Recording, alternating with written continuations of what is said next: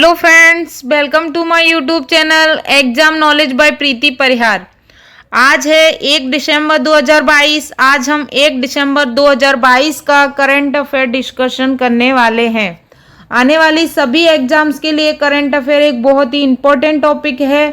हर exams में current affair से question निकलते हैं। तो चलिए आज का वीडियो शुरू करते हैं। आज का हमारा पहला क्वेश्चन है, हाल ही में किन भारतीय नौसेना के जहाज़ों ने ओमान के तट पर द्विपक्षीय अभ्यास नसीम अल बहर के 13वें संस्करण में भाग लिया है। चलिए इसका राइट आंसर देखते हैं। आपके सामने 4 ऑप्शन हैं, INS Trikand, INS Sumitra, INS त्रिकाल या A और B दोनों। चलिए इसका राइट आंसर देखते हैं। राइट आंसर है D, A और B दोनों इसका राइट आंसर है। इसके बारे में और भी कुछ बातें जान लेते हैं। भारतीय नौसेना के INS त्रिकंड और अपतटीय गश्ती पोत INS सुमित्रा ने ओमान के तट पर द्विपक्षीय अभ्यास नसीम अल बहर के 13वें संस्करण में भाग लिया है। यह अभ्यास 19 से 24 नवंबर 2022 तक आयोजित किया गया था। इसके तीसरे चरण बंदरगाह चरण, समुद्री चरण और डेब्रीफ थे। इसका पहला अभ्यास 1993 में आयोजित किया गया था। यह 1993 से शुरू हुआ है। वर्ष 2022 में RNO भारतीय नौसेना ओमान की शाही नौसेना द्विपक्षीय अभ्यास के 30 वर्ष पूरे हो चुके हैं। इसकी स्थापना 1993 में की गई थी। 2022 में इसको 30 वर्ष पूरे हो चुके हैं। चलिए नेक्स्ट क्वेश्चन देखते हैं। हाल ही में सरकार ने 25 से 30 नवंबर 2022 तक 59वें एशिया पैसिफिक ब्रॉडकास्टिंग यूनियन महासभा 2022 की मेजबानी कर रही है। इसका प्रसार भारत की स्थापना किस वर्ष की गई थी? चलिए इसका राइट आंसर देखते हैं। इसका राइट आंसर है D, 1997 में इसकी स्थापना की गई थी। इससे रिलेटेड और भी कुछ बातें जान लेते हैं। भारत सरकार नई दिल्ली में 25 से 30 नवंबर 2022 तक 59वें एशिया पैसिफिक ब्रॉडकास्टिंग यूनियन महासभा 2022 की मेजबानी कर रहा है। यह भारत की तरफ से दिल्ली में है, जो 25 से 30 नवंबर तक है। यह 59वां एशिया पैसिफिक ब्रॉडकास्टिंग यूनियन महासभा है 2022 में। यह प्रसार भारत की स्थापना 1997 में की गई थी। इसकी स्थापना 1997 में की गई थी। 1997 में संसद के एक अधिनियम द्वारा यह पारित किया गया था। इस कार्यक्रम में 40 देशों के लगभग 300 अंतर्राष्ट्रीय प्रतिनिधि भाग ले रहे हैं। ये 30 नवंबर तक चलने वाली है, यानी ये कल खत्म हो चुकी है। 59वीं एशिया पैसिफिक ब्रॉडकास्टिंग यूनियन महासभा 2022 की थीम क्या रहने वाली है वो भी देख लीजिए। इसकी थीम है serving the people, media's role in times of crisis. ये इसकी थीम है। एग्जाम्स में थीम भी पूछी जाती हैं, तो आप थीम भी याद रखना। नेक्स्ट क्वेश्चन देखते हैं। पंचायती राज मंत्रालय के ई पंचायत मिशन मोड प्रोजेक्ट ई ग्राम स्वराज ऑडिट ऑनलाइन ने ई गवर्नेंस के लिए राष्ट्रीय पुस्तकों का कौन सा पुरस्कार जीता है? राष्ट्रीय पुरस्कारों का कौन सा पुरस्कार जीता है? चलिए इसका राइट आंसर देखते हैं। स्वर्ण पुरस्कार, रजत पुरस्कार, कांस्य पुरस्कार या इनमें से कोई नहीं। इसका राइट आंसर ए है स्वर्ण पुरस्कार। इनसे रिलेटेड और कुछ बातें जान लेते हैं। पंचायती राज मंत्रालय के ई पंचायत मिशन मोड प्रोजेक्ट ई ग्राम स्वराज एडिट ऑनलाइन ने ई गवर्नेंस के लिए राष्ट्रीय पुरस्कार का स्वर्ण पदक जीता है। यह एक्सीलेंस इन गवर्नमेंट प्रोसेस री इंजीनियरिंग फॉर डिजिटल ट्रांसफॉर्मेशन श्रेणी के तहत दिया गया था। ये पुरस्कार 26 नवंबर 2022 को जम्मू में ई गवर्नेंस पर 25वें राष्ट्रीय सम्मेलन के दौरान दिया गया है। चलिए नेक्स्ट क्वेश्चन देखते हैं। निम्नलिखित में से कौन सा शहर 4 से 7 दिसंबर 2022 तक भारत में पहली G20 शेरिप्पा बैठक की मेजबानी करने वाला है? 4 से 7 दिसंबर तक G20 शेरिप्पा बैठक की मेजबानी कौन सा शहर करने वाला है? चलिए इसका राइट आंसर देखते हैं। इसका राइट आंसर है ए, उदयपुर शहर। उदयपुर शहर इसकी मेजबानी करने वाला है। इससे रिलेटेड और भी बातें जान लेते हैं। उदयपुर 4 से 7 दिसंबर 2022 तक भारत में पहली G20 शेरिप्पा बैठक की मेजबानी करेगा।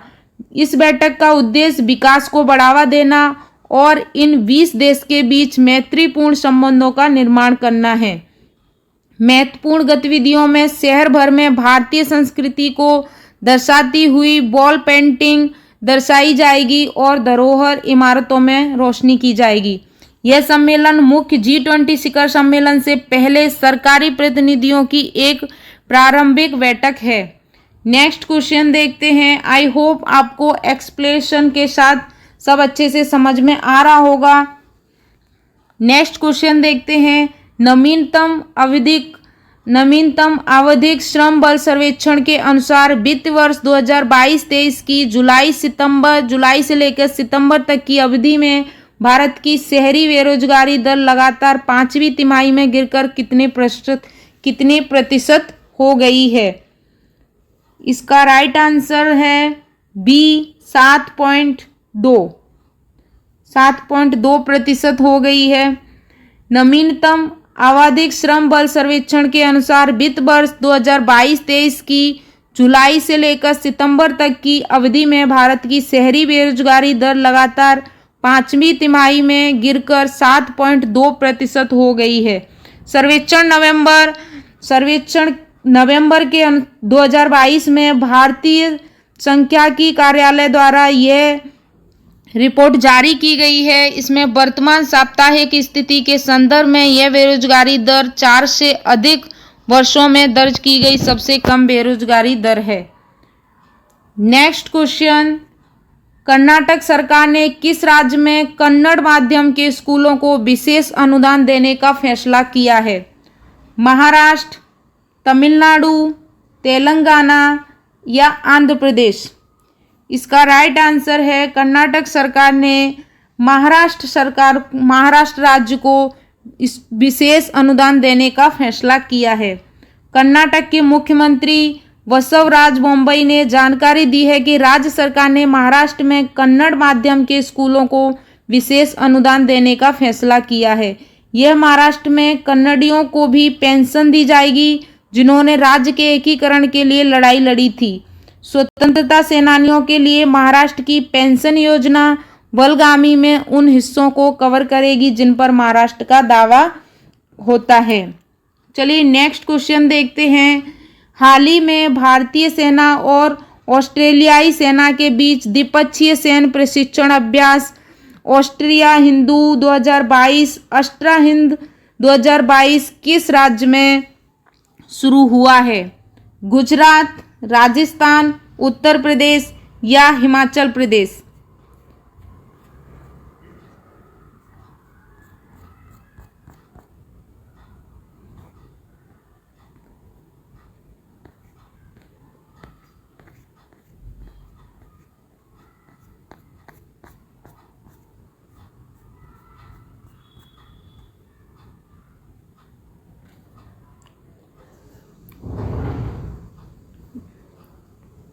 इसका राइट आंसर है हाल ही में किस राज्य में शुरू हुआ है?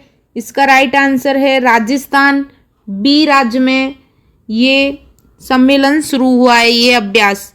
नेक्स्ट, इससे रिलेटेड कुछ बातें जान लेते हैं। भारतीय सेना और ऑस्ट्रेलियाई सेना के बीच द्विपक्षीय सैन्य प्रशिक्षण अभ्यास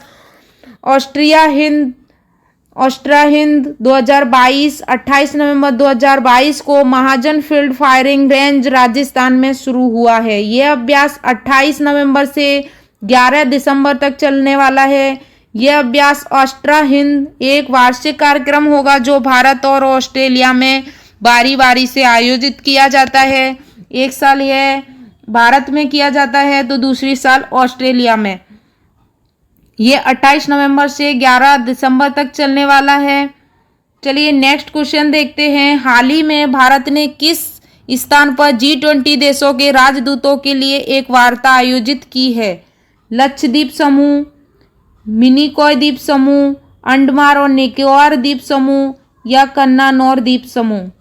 इसका राइट आंसर सी है, अंडमान एवं निकोबार द्वीप समूह। भारत ने 26 नवंबर 2022 को अंडमान और निकोबार द्वीप समूह में G20 देशों के राजदूत के लिए एक वार्ता आयोजित की है।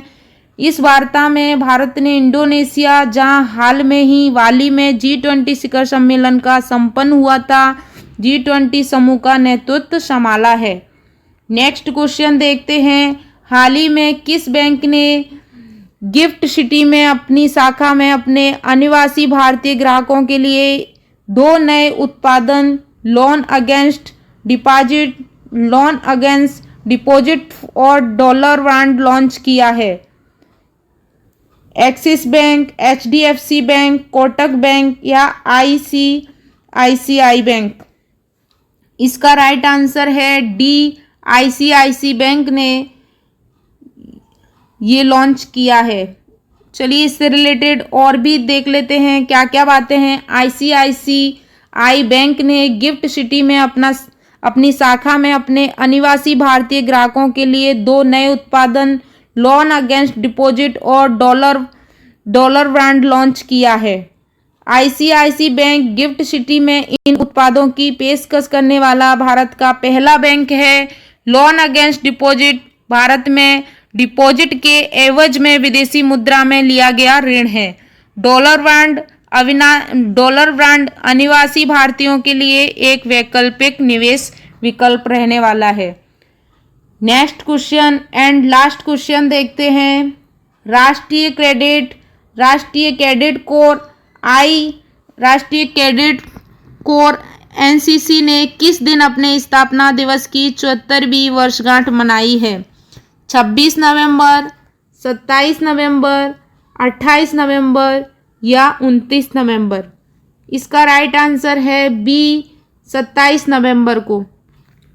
राष्ट्रीय कैडेट कोर NCC 27 नवंबर 2022 को अपने स्थापना दिवस की 74वीं वर्षगांठ मना रहा है। राष्ट्रीय कैडेट कोर यानी NCC दिवस नवंबर के चौथी रविवार को NCC दिवस के रूप में मनाया जाता है। राष्ट्रीय कैडेट कोर NCC की स्थापना 15 जुलाई 1948 जो 1948 में नवंबर महीने का चौथा रविवार था को नई दिल्ली में हुई थी। यह दुनिया का सबसे बड़ा वर्दीधारी युवा संगठन है। चलिए आज का वीडियो यहीं समाप्त होता है। जय हिंद, जय भारत।